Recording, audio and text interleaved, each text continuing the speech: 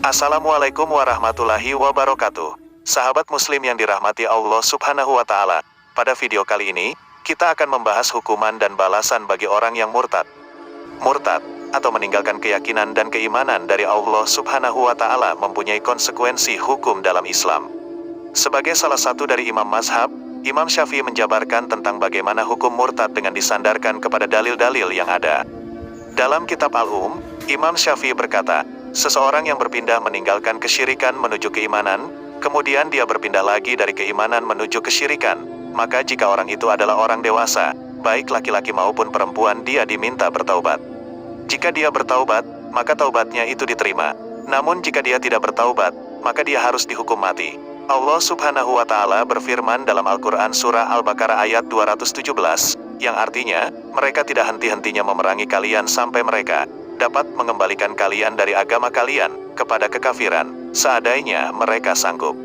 Siapa saja yang murtad di antara kalian dari agamanya, lalu dia mati dalam kekafiran, maka mereka itulah yang sia-sia amalannya di dunia dan di akhirat. Dan mereka itulah penghuni neraka, mereka kekal di dalamnya.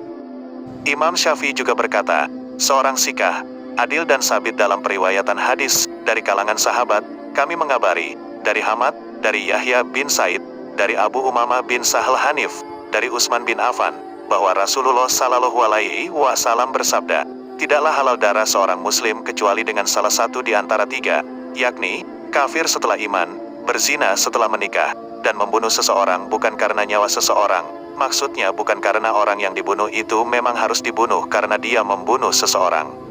Imam Syafi'i menjelaskan kalimat kufur setelah iman, dan siapa yang menukar agamanya harus dihukum mati. Dalam hadits yang dikabarkan melalui Sayyidina Utsman bin Affan itu, adalah pengertian yang menunjukkan siapa saja yang menukar agamanya yang merupakan agama yang benar, Islam. Bukan orang yang menukar agamanya dari agama selain Islam. Adapun bagi siapa saja yang keluar dari agama selain Islam lalu masuk ke dalam agama lain selain Islam, maka sesungguhnya orang itu sudah keluar dari kebatilan dan menuju kebatilan yang lain. Oleh sebab itu, menurut Imam Syafi'i, orang yang melakukan hal tersebut tidak boleh dihukum mati, karena dia sudah keluar dari kebatilan. Sebab hukuman mati hanya dapat dijatuhkan bagi orang yang keluar dari kebenaran. Sedangkan dalam Islam dikenal tidak ada agama yang lebih benar selain agama Islam.